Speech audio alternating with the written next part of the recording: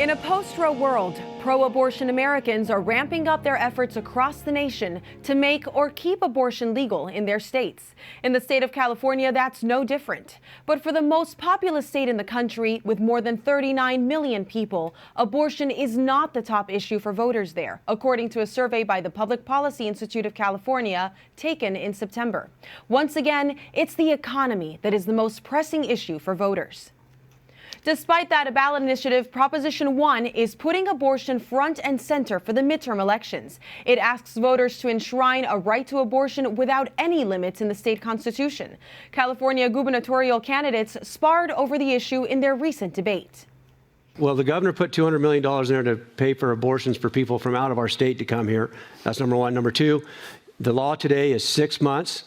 You can have an abortion up to 6 months. The governor proposed Prop 1, and the legislature put it on the ballot to expand abortion to the minute before birth.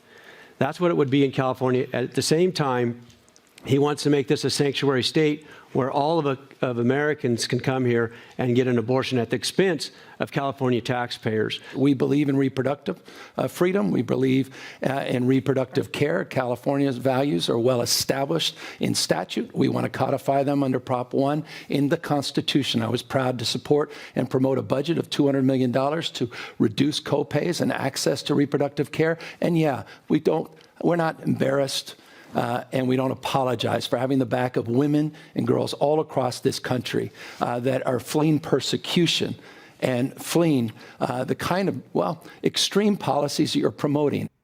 With more on Proposition 1 and where the pro-life movement stands on this ballot initiative, we're joined by former EWTN Pro-Life Weekly host Catherine Hadro. Our former colleague is currently the Director of Media Relations for California's No on Proposition 1 campaign. Catherine, it's so great to have you here. So tell us, what is the impact of this Proposition 1 on Californians and pregnant women? Absolutely. Well, thanks for having me, Montse. This is an important issue. I want to be clear. Proposition 1 would mean late-term abortion up until the point of birth, even if both mother and child are perfectly healthy. This is extreme, and it goes far beyond California's existing abortion law. When it comes to helping California women and families and mothers, it does nothing to help them. California has set aside $220 million to expand abortion access in California.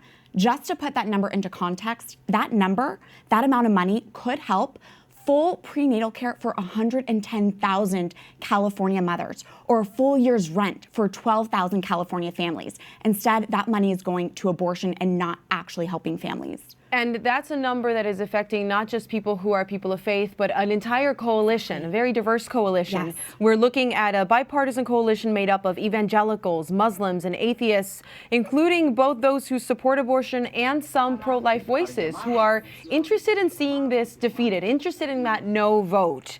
They say that Proposition 1 goes too far in allowing late-term abortion. Tell us a little more about this bipartisan effort. Absolutely. Well, can I just say how refreshing it is in our politically fraught environment for people who are pro-life and people who support abortion even to come together and say, we may not see eye to eye on everything, but Proposition 1 is too extreme. Abortion through a full 9 months of pregnancy, that is too extreme. So our coalition has been this beautiful example of people who are Democrat, Republican, who are in between, don't identify with either, all kinds of religions and political backgrounds coming together to say Proposition 1 is too extreme. And even though there are depictions that the No on Prop 1 campaign are just Catholics or just pro-lifers, it's far beyond that. We have politicians who have 100% abortion ratings from abortion groups coming to join our coalition because they see late-term abortion is too dangerous and too extreme for California. And most Americans feel the same way. Tell me a little bit more about the misinformation. What's being buried when you talk about this initiative? This is an important question, and there are 2 points I want to bring up. Number one, people need to know that the authors of Proposition 1 intentionally left out viability language. One of the doctors who helped to author this proposition openly admitted in an interview with KQED, they left out viability language, quote, on purpose. This is what this means. It means late-term abortion through full 9 months. That is beyond California's existing law. So people need to know that. Another point is Proposition 1 advocates are claiming the proposition keeps California's existing law. but that is absolutely not true. It is basic legal 101 that constitutional amendments trump existing law.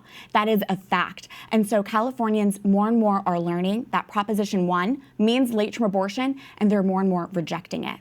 Right, a constitutional amendment changes the Constitution. Exactly. Hanging over all of these efforts and the other ballot initiatives around the country is the failure in Kansas. What can you say about the difference between these two states? That was a purple state. Yeah, well, first off, two very different states, two very different political dynamics. And I think in this post-mortem after Kansas and the value them both amendment failed, I think we're seeing a lot of Kansas voters were concerned that the value them both amendment would somehow take away their rights. Well, in California, Proposition 1 does precisely that. When you change your state constitution, it makes it harder for voters to then have a direct say on healthcare policy moving forward. Proposition 1 actually would take away Californians' rights. And so I think voters have this natural intuition, this natural instinct. If they're unclear on what a ballot proposition would mean, they're going to hesitate voting for that. They're not going to want to vote yes. And I think we're going to see that same thing happen in California. Proposition 1 is recklessly ambiguous. Voters are confused about what it means, and we're seeing that. We're hoping they're going to vote no. Yeah, likely no out of confusion or lack of information, which is what most people would be inclined to do. I don't know very much about this, so I'm going to vote no. Very different from Kansas, where it was a yes vote to get to the answer that would be the pro-life answer. Exactly. Well, outside of the ballot initiative, midterm elections in California, there's a lot of people that are on that ballot too. How will this affect abortion policy outside of the ballot initiative? Huge. Well, I mean, first off, even just looking at nationwide, all these races matter. Elections have consequences. I think all the Senate races are going to have an impact because we've seen President Biden say that if he maintains control of majority in Congress, he's going to push forward aggressive abortion policy. Enshrining abortion as a constitutional right. Exactly. In California specifically, we also have this governor's race going on. And something I want to point out is that Governor Newsom has been pouring a lot of money into Proposition 1. He just recently released his first television ad of his re-election campaign, and he did not even tell Californians to vote for him. He told Californians to vote for Proposition 1. We've seen Secretary Clinton recently travel to California and advocate for Proposition 1 as well. They are trying to really nationalize this issue. But frankly, I think that reveals they're vulnerable because they know more and more people are finding out that Prop 1 means late-term abortion. And we know, Montse, that Californians reject that. So a lot is at stake with this upcoming election. And in setting the tone for the rest of the country, because this is the first real request of the American people. What do you actually think of abortion? Thank you so much, Catherine. Thanks for coming on. Thanks for having me.